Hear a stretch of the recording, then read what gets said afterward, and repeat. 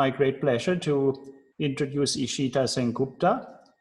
Ishita was awarded a Ben Barres Spotlight Award from eLife, where I serve as a reviewing editor.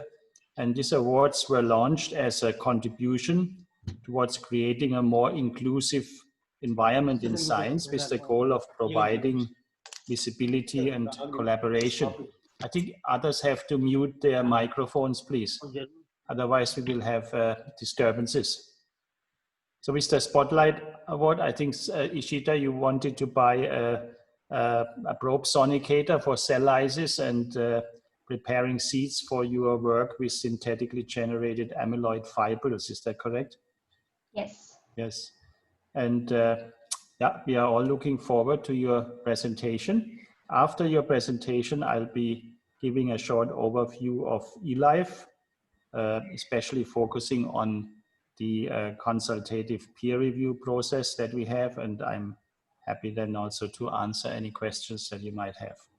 So over to Ishita, please. Thank you very much for the introduction. I'll just share my screen. Can you see my screen? Yes. Okay. So,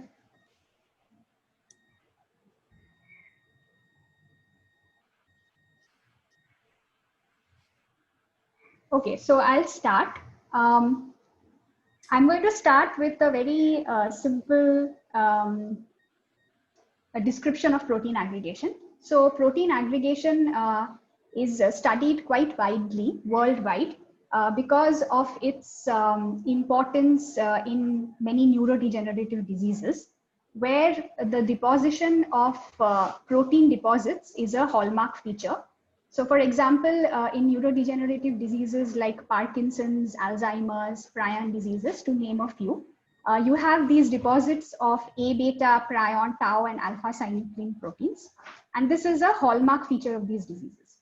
But even despite its clinical and pathological significance, protein aggregation has been studied by biophysicists and biochemists because the process of protein aggregation is very complex. It involves many different steps and many different intermediate species with varying structures.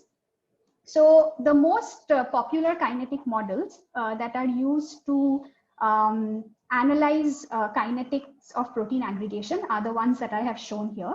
And without going into detail, I just want to point out that these models can be distinguished quite clearly from their kinetic signatures.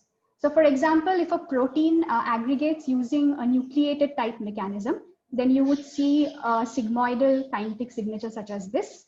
Whereas if it aggregates using a downhill polymerization or isodesmic type aggregation, then you will see an exponential rise like this.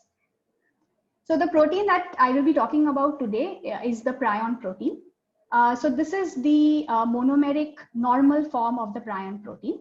One half of the protein is intrinsically disordered. This is the N-terminal tail. And the other half, the C-terminal domain, is very well folded. It has 3 alpha helices, 1, 2, and 3, a short beta sheet, and one single disulfide bond, which is very important for the folding and stability of this protein. So when this protein aggregates, it forms beta sheet rich aggregates, which are very infectious and are responsible for a class of diseases which are known as spongiform encephalopathies.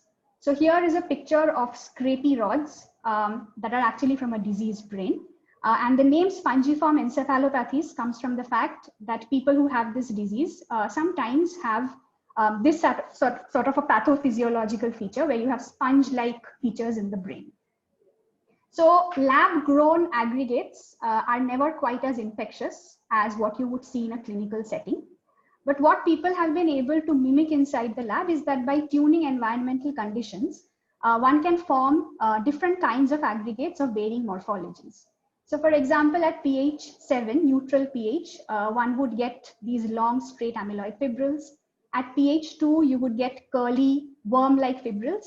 And at pH 4, you would get soluble beta sheet-rich oligomers, which are spherical. In many cases, the kinetic signatures of these aggregation processes are quite different.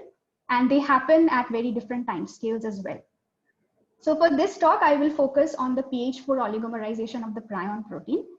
And the reason why we think that this is an important process to study is, one, because in many cases it is found that oligomers are much more toxic than amyloid fibrils.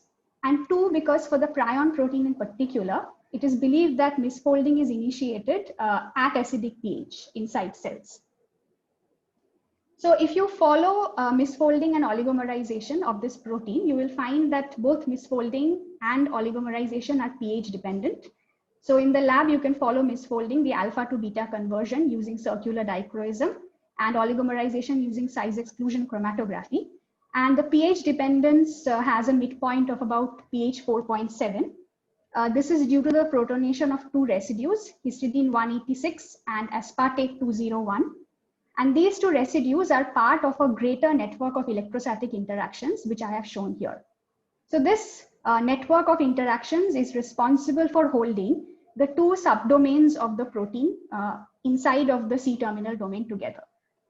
And this is because if you see, I mean, the subdomain separation is an important step in misfolding because the anti-prion drug, for example, binds and makes contact with several of these electrostatic network of interactions and essentially abolishes aggregation completely.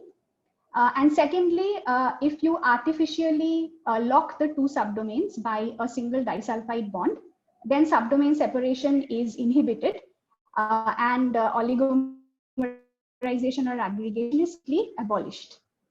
But what is quite important is that low pH is not the only factor. You have to have salt in your buffer in order for aggregation to initiate and proceed. So we ask, what does salt do to the protein in order to start its aggregation? So we use solution NMR to answer that question.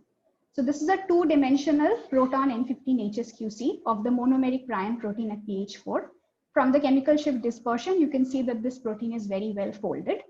Each of these peaks belongs to an amide nitrogen and proton. So all residues other than proline should be visible here.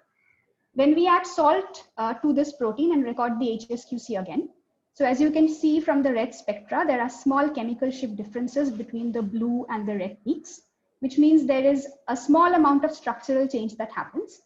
But these chemical shift differences are quite small, which means that the native fold of the protein remains intact.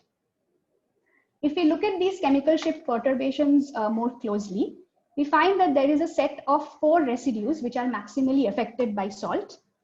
These 4 residues are located in the loop between alpha helix 2 and 3, and they comprise a salt bridge between lysine 193 and glutamate 195. So this suggests that perhaps the salt bridge gets disrupted when we add salt. And interestingly, this salt bridge is a part of the electrostatic network, which I had just described in the last slide. We also do salt titrations and follow the chemical shift perturbations as a function of salt concentration. And what we find are binding curves. So this tells us that salt actually binds to the protein instead of just screening the charge. And this is not surprising because the monomeric protein is quite highly positively charged at low pH. So it is expected that anions should bind to the protein. And what is quite gratifying is that in a recent cryo-EM structure of an amyloid fibril, which is formed by the full-length human prion protein, you can see that the same residues that were forming an intramolecular salt bridge in the monomeric protein actually form 2 sets of intermolecular salt bridge in the interfibrillar phase, which stabilizes the interaction between 2 fibrils. Further, we also monitor the association process, so the oligomerization process, using real-time NMR by following the monomer loss kinetics. So the oligomers that are formed at pH 4 are very big, which means they are about megadalton size species. So traditional solution NMR methods cannot really see these peaks because the peaks are extremely broad. So in the oligomerization process itself, we expect to only see the monomer peaks. So that's exactly what we do. In the NMR tube, we initiate the oligomerization reaction by adding salt, and then we follow how each of the monomer peaks change as a function of time. And what we find is that the peak intensity goes down as a function of time. This is expected because monomers are getting consumed, oligomers are being formed. Our data fit very well to single exponential kinetics, which sort of suggests that it is a first order reaction. But if you do this experiment at multiple concentrations, you find that there is a concentration dependence. This is also not surprising because the monomer loss is taking place due to an oligomerization process. Oligomerization is a higher order than a first order, which is why you would see a concentration dependence such as this. So by fitting this, we can get an apparent rate constant for every residue that is visible to us. And what we find is that this apparent rate constant at any concentration is always very uniform. But there is, of course, a concentration dependence. So at high concentrations, this apparent rate constant is high. At low concentrations, the rate constant is low. So if it's not a first order reaction, what is the order? So we use a simple initial rate type analysis. So we get the initial rates from the initial parts of the curve, from the slopes. And from the slope of the log of the initial rate versus the log concentration, we again fit this to a straight line. We get the slope -1. And the slope -1 is, or the slope +1 is our reaction order. So we can measure the reaction order for every residue again. And what we find is the average reaction order across all residue is about 2.6. So I'm going to not try and explain what this means, but we can come back to what it means later, maybe in the question answer round. So the expectation would have been that at the end of the oligomerization, since all monomer is consumed, we should not see any peaks remaining in our spectra. But what we find is that all the N-terminal peaks are still visible, right? And we also find that there are 4 new peaks which have appeared, which we cannot assign. So the reason why these N-terminal peaks are still visible at the end of the reaction is because the N-terminus of the oligomers are extremely mobile.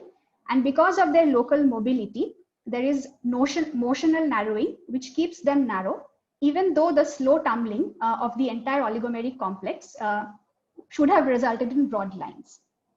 So this matches with hydrogen exchange mass spectrometry measurements, which had also shown that the N-terminus is as solvent exposed and mobile in the oligomers as it is in the monomer. And the core of the oligomers, or the beta sheet rich structure, is actually in the C-terminal domain. So all our NMR measurements that we have shown until now only focuses on the oligomerization process. We don't really know much as to what happens to misfolding. So we looked at the misfolding process using a FRET-based assay. The FRET-based assay that we used is the following. So we have monomers, which we start off with. If we label each monomer with a donor and acceptor and oligomerize this, then we would get an aggregate where you would have contributions from both inter and intramolecular FRET. But we aim to look at only intramolecular FRET and suppress all contributions from intermolecular FRET, because we are only interested in what is happening to the monomer structure as the protein is oligomerizing. So in order to suppress the contributions from intermolecular FRET, what we do is we take a large amount of protein which has neither donor nor acceptor, and a very small amount of protein which has both donor and acceptor or only donor alone. If these two proteins co-oligomerize, and if we have a very small concentration of the labeled protein, then we end up with a co-oligomer where intermolecular FRET is effectively suppressed. Of course, if these two proteins do not like to co-oligomerize and form two separate pools, then this assay will not work. So the FRET pair that we have chosen is the donor is tryptophan and the acceptor is thionnitrobenzoate, TNB. Thionnitrobenzoate by itself is not fluorescent. So what we really observe when we have both donor and acceptor is fluorescence quenching. But the absorbance of TNB overlays or overlaps with the tryptophan substantially, as can be seen from this overlap integral. This FRET pair has a Foster radius of 23 angstroms, which means that we can measure distances between 11 and 36 angstroms quite reliably. So where do we put our fret pairs? What are the distances that we want to measure that we think might change? So the only structural data that we have is from these hydrogen exchange measurements. So from this, we can see that the alpha helix seems to have lost protection as we go from monomer to oligomer. So this suggests that the alpha helix 1 probably loses its structure. There is also a gain of protection for alpha 2, part of the loop between alpha 2 and alpha 3, and all of alpha 3, which tells us that the beta sheet structure actually forms probably here. So we choose to put fret pairs accordingly. So the 144 to 153, this will monitor the unfolding of alpha 1. The 197 to 223 and the 197 to 169 will monitor the misfolding of alpha to beta. And we have two fret pairs, 144 to 223 and 144 to 199, which will monitor subdomain separation. And to make sure that our intermolecular fret efficiency is completely suppressed, we take one of these mutants and we make oligomers with different concentrations of labeled protein. And we find that between 3 and 2 mole %, which means that roughly for every one labeled molecule, you have 49 unlabeled molecules, your intermolecular fret is effectively suppressed. So before we move on, we do some characterization. We make sure that all our proteins roughly misfold at the same rate with a characteristic time, an average characteristic time shown here. If we follow the oligomerization reaction using size exclusion, what we find is that there are actually two pools of oligomers, a small and a large oligomer, and monomer, large oligomer, small oligomer are interconverting with each other. And we can quantitate the oligomerization process by monitoring how much monomer is left at every point in the reaction. And by fitting this to a single exponential, we can again get a characteristic time associated with the process. We also follow the oligomerization process using another probe, which is steady state fluorescence anisotropy, which also changes as the size of the species changes. So as monomer converts into oligomers, there is a change in anisotropy. And we find that more or less, all of these, they have comparable rates, at least the characteristic times. Now moving on to the fret efficiency. So we have 5 fret pairs. We have one which monitors alpha 1 unfolding, 2 which monitor subdomain separation, and 2 which monitor alpha to beta conversion. And what we see again is that we fit these to single exponential, even though we know that it is not really a single exponential process, and we get out characteristic times, and we find that each of these things or these events actually happen at, with different times. Some of them take place earlier, some of them take place later. And there is one subdomain separation. So the 144 to 223 doesn't really show us much change. So we don't know what's happening here. So, but overall, what seems like, to be happening is that the alpha to beta conversion seems to happen in 2 steps, where the 2 ends actually first come together very fast, and then they elongate to form the beta strand. And that happens for both the alphas. And subdomain separation is the next slowest step. And the slowest step are the alpha 1 unfolding and the beta extension. And just in passing, I would like to mention that if you take a stretch of amino acids of the same length, alpha helices will always be shorter than a beta sheet, which means that the extension into the beta sheet actually makes sense. So we have size exclusion data and we have this spread data. So we want to come up with a kinetic model which will fit or make sense of everything together. So we tried many different simple schemes, and the one that fit our data very well was the M to OL to OS. So monomers first associate to form large oligomers, which then dissociate to form the small oligomers. And these are the forward and reverse rate constants that are associated with it. So this is the size exclusion data, and the 4 below are the fret efficiency data, and the red is the fit to our model. What our model also gives us is the fret efficiency associated with each of these fret pairs for both the OL and the OS. And from here, what we can see is that you start with a pool of monomers, which first convert into large oligomers. In the large oligomers, the alpha 1 has completely unfolded, and the two alpha helices, 2 and 3, which are supposed to convert into beta, have shrunk. This could mean that they are partially unfolded. Whereas in the OS, or the small oligomer, the 142.4 to 143, which is the stretch that is associated with the unfolding of alpha 1, there's a little bit of difference with OL, but it still seems to remain unfolded. The subdomain seems to be a little bit closer together than it is in OL, but still quite different than compared to the monomer. And for both the alpha helices, which are supposed to convert into beta sheets, the FRET efficiency is much, much smaller as compared to both monomer and the OL. So this is the model that we have proposed using all our data. So with that, I would like to end my talk. Here are the people who I would like to acknowledge.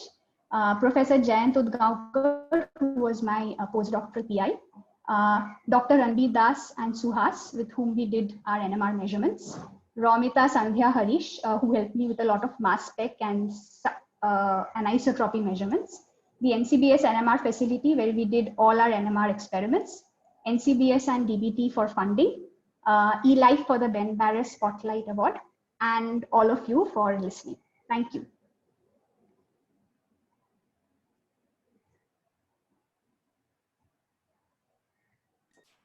Thank you very much, Ishita, for this very interesting and clear talk. So how are we doing this with questions? Yeah, let's just. I have a question. Yes, please. I raised my hand, but since I didn't. So Ishita, I wanted to ask you about if you were to do the same thing with mutants, you know, differently behaving mutants. Would you be able to tell what kind of oligomers, or get a little bit more detail into the mechanism that you have right now? You have mostly native, right? Or 1 or 2 mutants. V121. No mutants. No mutants. Yeah. No, so yes, you would. Any mutant. That's what I thought. You're talking about disease. So would that help a lot in understand the mechanism better of oligomerization, or what is the role of each of the mutants? Why are the diseased mutants? It would. What's it going would. on? Yes, it would. You could repeat the same measurements using disease mutants and then see how the kinetics change. Be able to tell you the spectrum of what's going on with the different. Yeah. The other thing I have is more like a question based on protocol. You use TNB. You said it's a quencher, correct? Yeah. So every time you have to put it on a cysteine residue, this TNB. And if there are multiple cysteines, then what, you have to mutate all the tryptophans and the cysteines. So what happens to the yield of the protein? So this is actually what took the most time to make. So we had to actually come up with a protocol to make sure that our protein folds such that the native disulfide remains where it is, and the cysteine remains in the thiol group. So the way we do it is that we have glutathione oxidized and reduced in a certain ratio. And this the protein has to be purified actually under refolding conditions. So what happens is when we refold it under these conditions, our exposed, the third cysteine actually always remains labeled with glutathione. And right before labeling, we reduce it. Because it is exposed, our disulfide nothing happens to that. Only this one gets reduced. And then we remove the glutathione and add the TNB. So it's a detailed, Thank you. Because we have this problem when we make tryptophan mutants, we are losing our yield like anything. We don't see a lot of difference in terms of yields. It's mostly when you introduce a third cysteine when yields are affected, not so much the tryptophan. Okay. Ishita, can I ask you a question? In the beginning, you mentioned these different models of polymerization, nucleated and downhill. So what kind of aggregation reaction are we dealing with here now in the case of the prion protein? So the oligomerization is certainly not nucleated because it's not like you can form seeds and put it and then get rid of the lag phase. So this is mostly isodesmic. But having said that, it's not like you have one rate constant for every step. So what we think is that our first step is very slow, which is what is the step which has the reaction order of 2.6. And then subsequently you have monomers adding, but it is still isodesmic. Yeah. So the reaction order of 2.6, you said you wanted to comment on this. Yeah. So we think that this reaction order only is the reaction order for the early stages of the reaction, not throughout, because our data fits very well to single exponential. Okay. So that would mean what we think is that you could have two competing parallel pathways where one could be 2, one could be 3. But the only problem with that is that if usually the reaction order is the molecularity of your slowest step, rate determining step. So that would mean that the molecularity is 3 of one of the steps, which is quite unlikely. But this is what we think happens. It could be unlikely, but we don't know if. And then you also showed that the flexible amino terminal sequence of the prion protein is not involved apparently in the formation of the oligomers. I mean, the signals from this region remained. Yeah. Yes. At some point, however, I believe that parts of this sequence do become or do participate in the aggregation process by forming fibrils. Is that correct? So if you take a deletion mutant where you've gotten rid of the C-terminal, by itself also it does form aggregates. Okay. But that might also happen using a completely different mechanism than the one that we see here. Okay. Very good. Yeah, Ishita, can I ask a question? Namkishore here. Yes.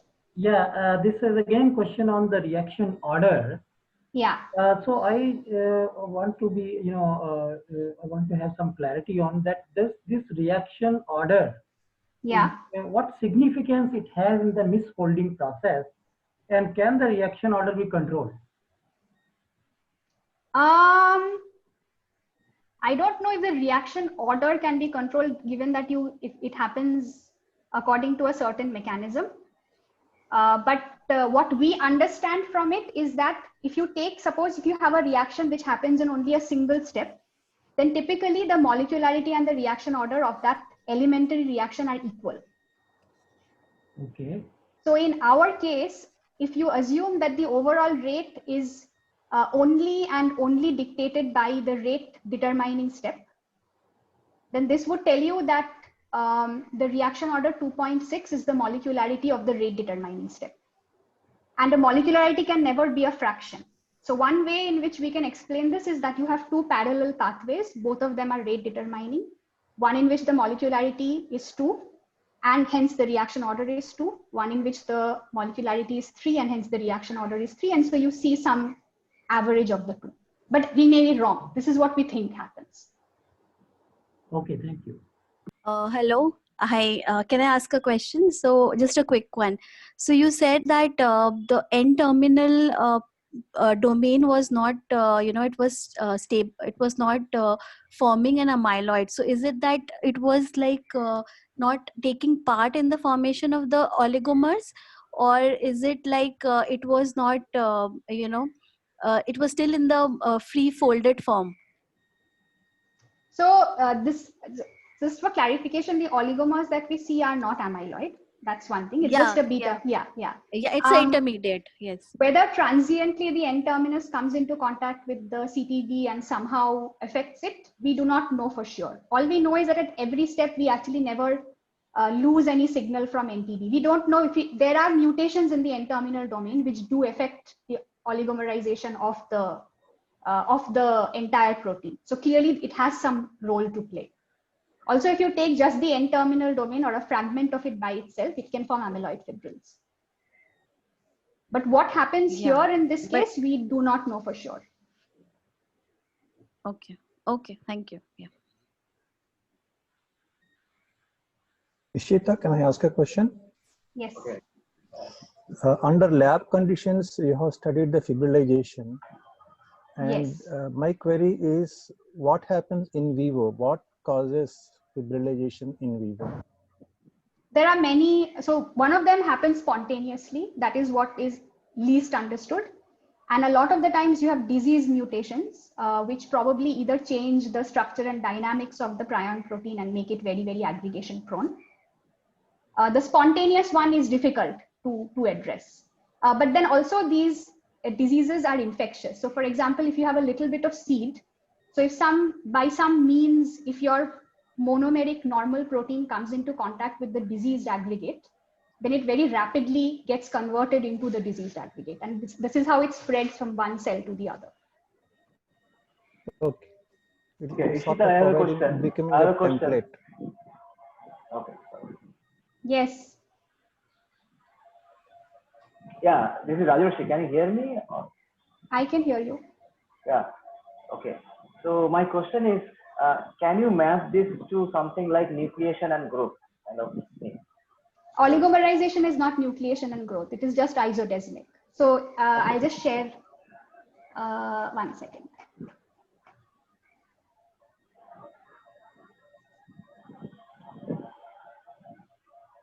So can you see my slides? Take few seconds. Yes, yes. Now I can see. Yeah.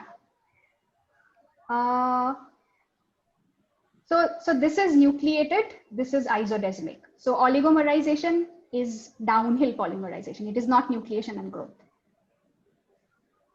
You don't have a rate limiting step where a high nucleus species forms and then it keeps on growing. That doesn't happen here. No. There's no lag phase. Okay, it is always downhill. It is downhill, yes. Okay, thank you. Yeah. Sandeep has a question. Yeah, hi Ishita, can you hear me? Yes, I can hear you. But I think adding to Rajesh's question, you have shown that at some point of time in your talk that with pH, changing pH, I can move from here to there.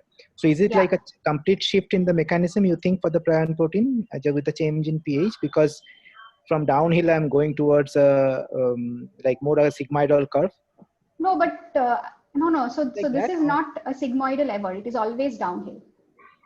Oh, you're saying here? Yes, the mechanism shifts at pH 7. That's right. pH 7, right? Yes, yes. Okay, and another thing is that when you, that's a very simple, although you haven't shown any equation for the model, you have just shown that from here to here and there to there I'm going. Yeah. The surprising thing to me is that the way it fits all the, exponential curve, also the, what is called that, your Pret efficiencies. Pret efficiencies and everything. It's like quite a dynamically different data sets, right? So yes, my point is how, first of all, how you exactly get this parameter? Did you really fit it? So we use software using Dynafit, which essentially calculates. But it should give some sort of standard deviation, because this still looks like a super level of overfitting, because it's a very simple model, but it fits the data almost like, I will say, I don't know what is the chi-square value. You could see that maybe chi-square will be much less than the order of that, whatever you're getting. Yes, that is the reason, and also because you have multiple fitting parameters.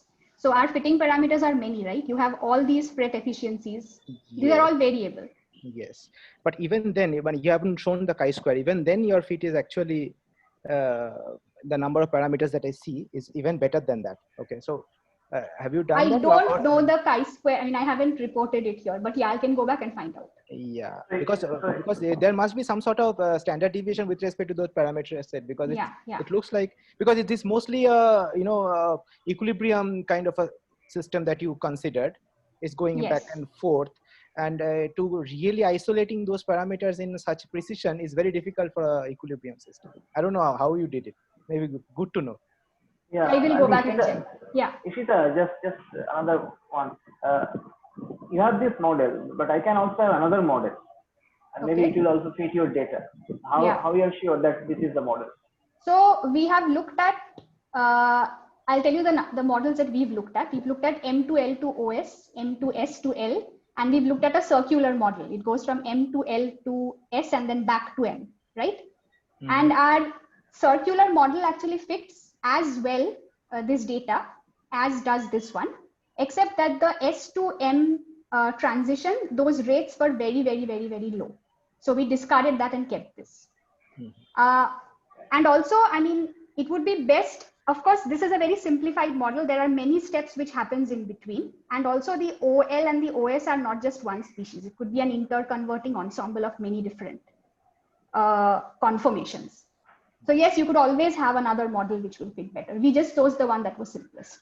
Also, just a comment, you can actually make even compare models to models by having a criteria called AIC, Archaic Information Criteria, and something like penalize the model for the extra parameters, and you can figure out which one is the best one. Is the best. Okay.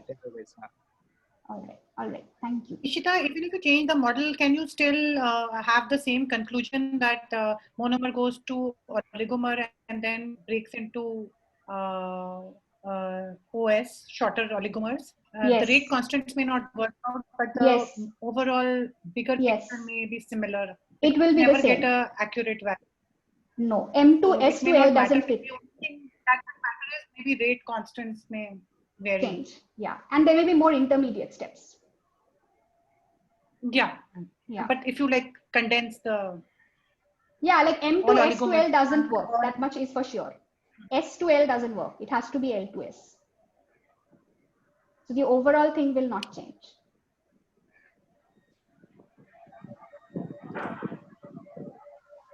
Perhaps you can answer one more question. The prion protein is normally anchored to the membrane via a lipid anchor. What is the idea of how this fact affects the way in which misfolding and aggregation occurs? So I think it interacts with the membrane and then it goes inside during its normal life cycle. Mm-hmm. And when it does that, there is a time when it is in the lysosome for a certain amount of time. And that's where apparently it starts its misfolding process. Mm-hmm. But why it happens only in certain cases spontaneously, in others, I am not very, very sure. Okay. Looks like there are no more questions. Yeah, seems like it. Then it would be my pleasure to give you an overview of the journal eLife. Let me share my screen.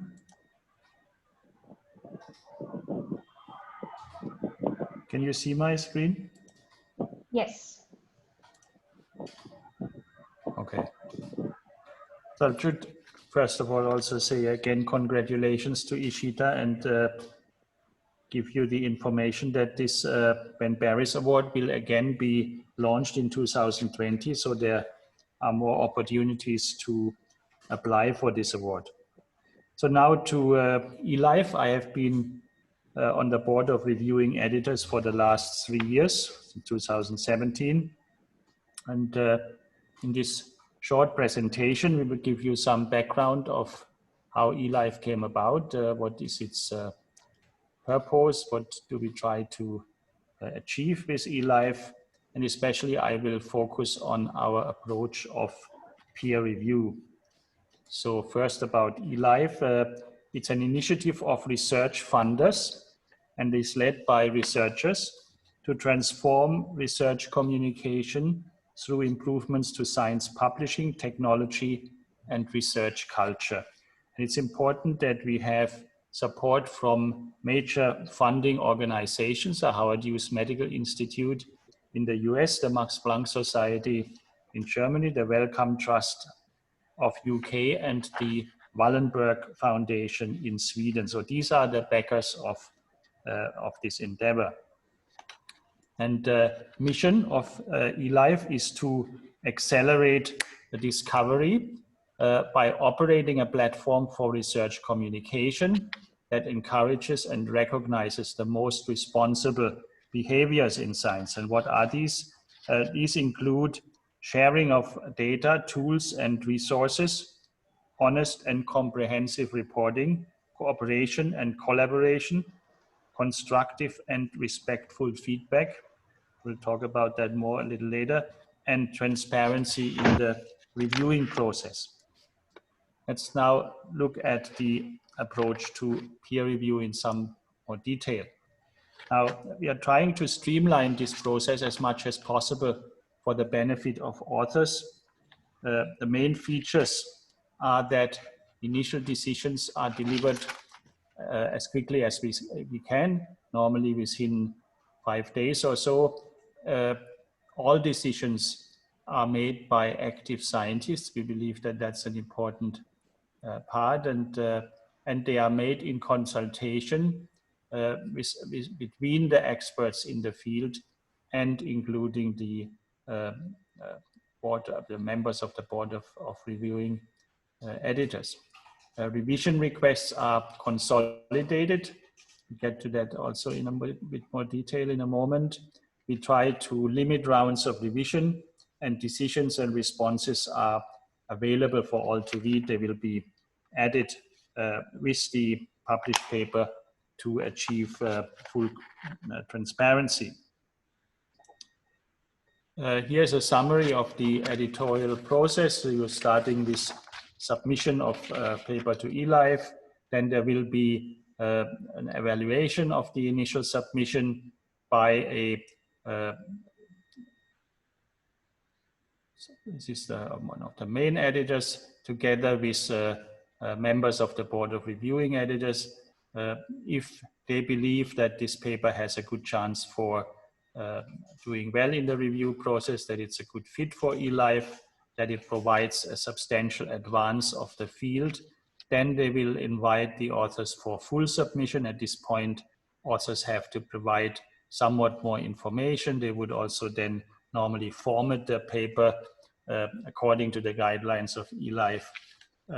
Then there will be a reviewing process whereby the supervising editor and the board of reviewing editor, the members of the reviewing editors team will be deciding on who should be chosen to review this study.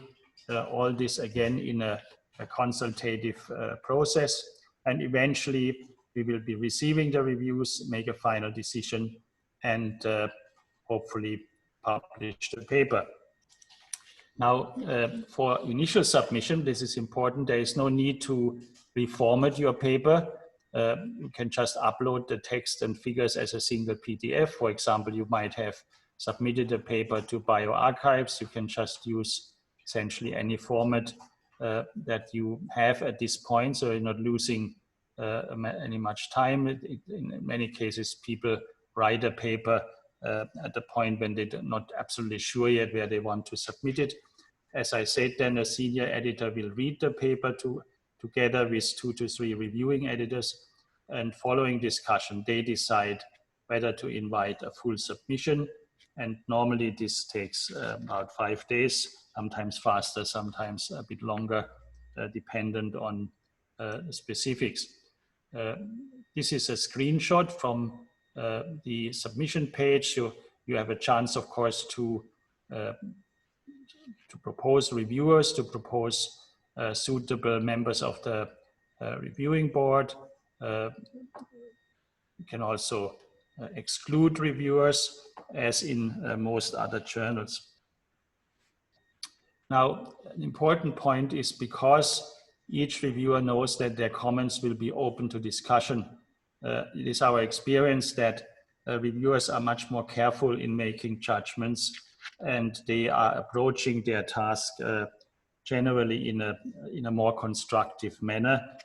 We are trying to avoid asking for too many additional experiments, and try to minimize this really to the absolute necessary amount of new data or experimentation that we feel must be added in order for the paper to be publishable.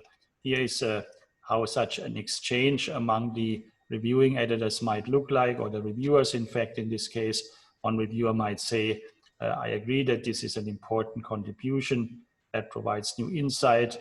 Another one says, I do not think they need to perform any new wet lab experiments, willing to waive the functional testing, but the finding therefore needs to be more conservatively discussed. So this would only require editorial changes. And the third reviewer fully agrees with previous comments with respect to revisions and believes that this paper makes an important contribution.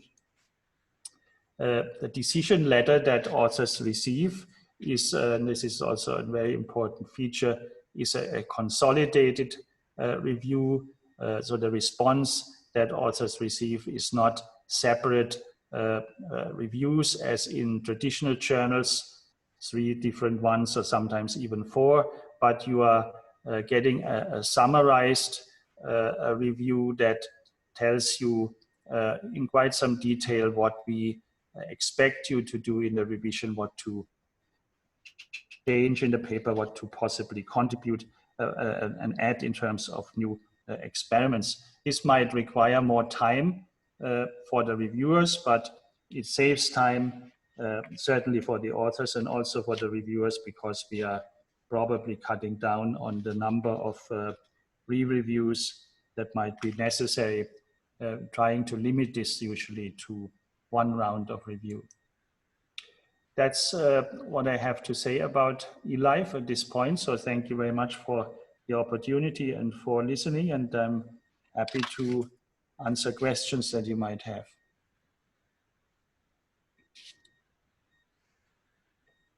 So, any questions?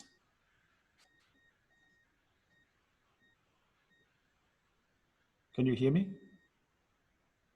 Hello? Yes, I can hear you. Yes, yeah. So I have a question actually. Yes. Rajarshi from IIT Bombay. So in eLife, if I want to publish in eLife, is it free or I have to pay? No, there is a publication fee, which is actually substantially lower than in other public open access journals. Maybe Naomi can speak to that. I think it's around $2,000. Is that correct, Naomi? Yes, I think it's 2,500. We also have a waiver for anyone who needs that if you're outside your grant or something like that. Okay. And that I have to, when I submit the paper, I have to mention that if I want the waiver or not at the time of submission. I'm not sure. I would assume that this can also be mentioned at a later point, but again, that's a detail I'm not that familiar with. Naomi, do we have a rule when this must be stated? When what must be stated? Sorry, I'm not that an author would like to apply for publication fees to be waived. Oh, I can look that up for you. I don't know exactly when that happens, but it's not a problem, I think, to do it at any point in the process. Yeah, so this is not necessarily done initially. I assume you are alluding to the question, to the possibility that we wouldn't even consider your paper if you say that, yeah, no, that's not the case. Yeah, thank you. Hello, this is Pradeep Kumar from IIT Bombay. I have a question. How many papers eLife publishes in a year? I think we are getting about 10,000 submissions or something like that per year, and publish about 20 to 25% or so. Okay. Correct me if I'm wrong, Naomi. Okay, thank you. Yeah, that's correct. Our acceptance rate in July was about 21%, and we're getting between 750 and 1,000 submissions a month. So about 10,000 a year is currently correct, yes. Yeah. So the the invitation for full submission would be for approximately 50% or so of the papers. And out of those, again, approximately 50% will be published. Okay, thanks.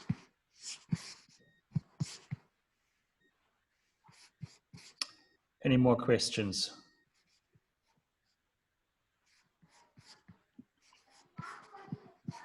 I wanted to, this is Ruchi Anand from IIT Bombay again.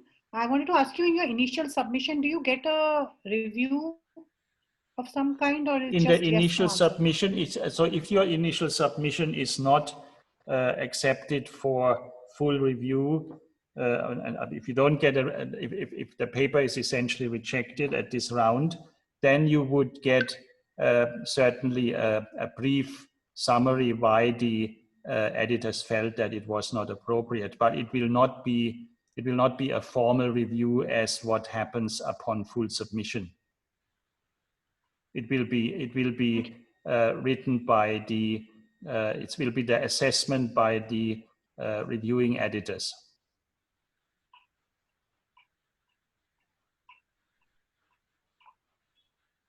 Thank you.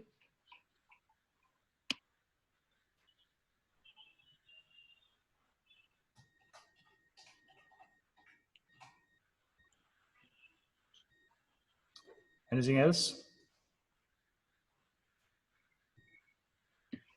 I have another question, sorry. Do you get a lot of major experiments, and if suppose the paper is good but major experimentation is required, is the paper generally rejected in that circumstance, or a longer duration is given?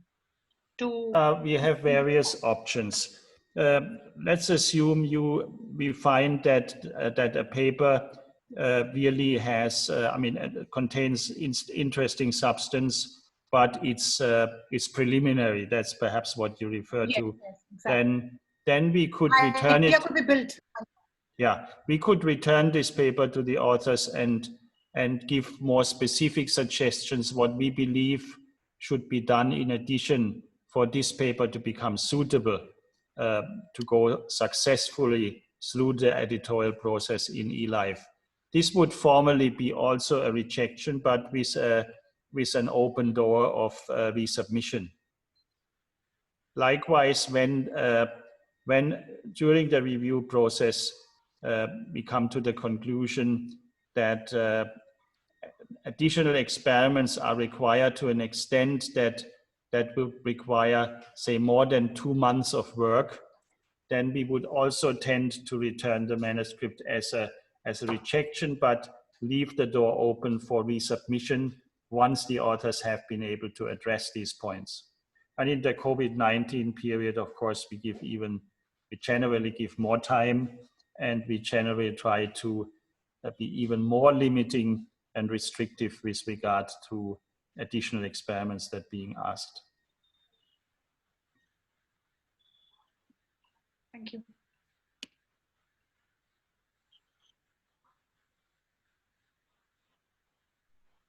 I think the most important point is that all the decisions are made as a collective among the reviewing editors or among the reviewers. The reviewers know each other.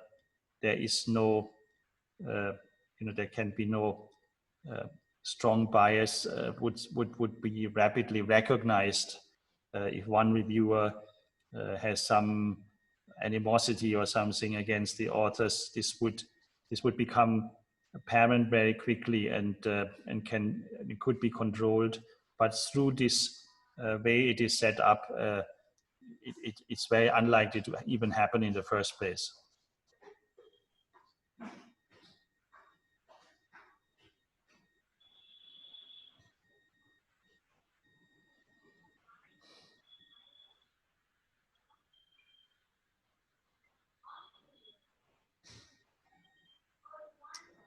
Any more points? So hi, this is Sandeep from IIT Bombay. So yes. So as a general scientist, I'm asking, like, what is the most important thing that when the initial submission I'm putting in, yes. what are the things that you think submitting author must make sure to make it review? Yeah, so just actually that is probably that's a question that we have been asked before, and in fact there's a whole article written about this, I think by Yves Marder, one of the main editors. And so what are we seeking in an eLife paper? I mean, certainly there has to be a substantial advance of the field,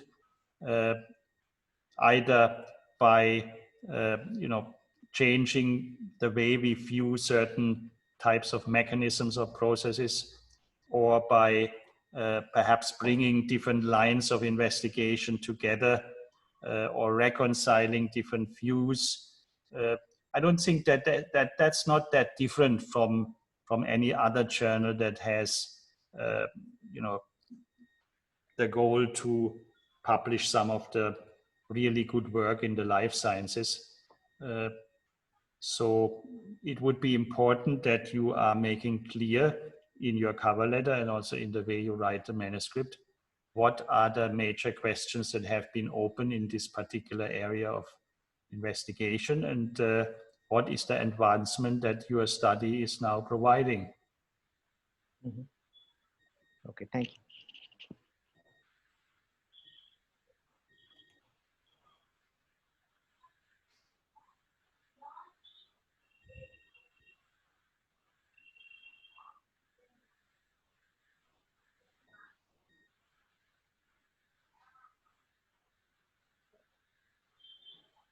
I mean, since we are making decisions relatively rapidly based on papers that can be in different formats, you normally wouldn't lose too much time to find out whether a manuscript could be suitable. Mm-hmm. Mm-hmm.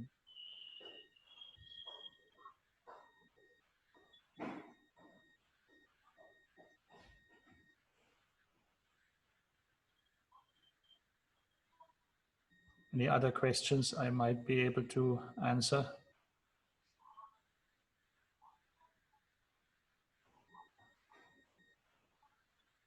Can I ask a question? Yes, please. Do you consider like follow-up studies? In principle, yes, if they are providing an additional important step forward in understanding a certain issue, then I don't see why not. I don't think there is any formal reason why this should not be the case. Okay, thank you. I mean, many studies are, of course, follow-ups on something that existed before. I assume you are referring to follow-up study from your own group, yeah, which is perfectly fine as long as it makes a sufficient step forward. Okay. These are things that cannot really be easily defined or measured. That is what usually then emerges from the consultation session among reviewing editors together with the senior editor, where someone says, I really think this is an elegant approach to this long-standing question, or it can also be something that confirms previous findings, but with a new and very interesting technology. Okay, thank you.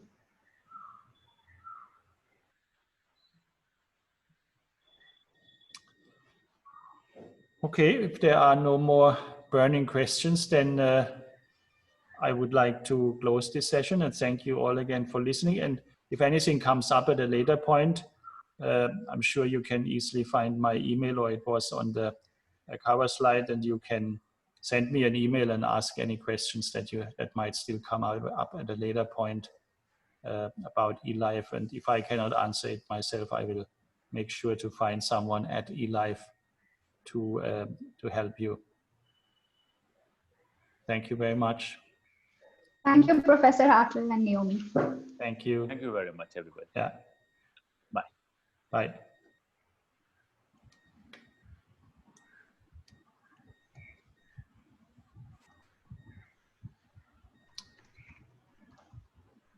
I'm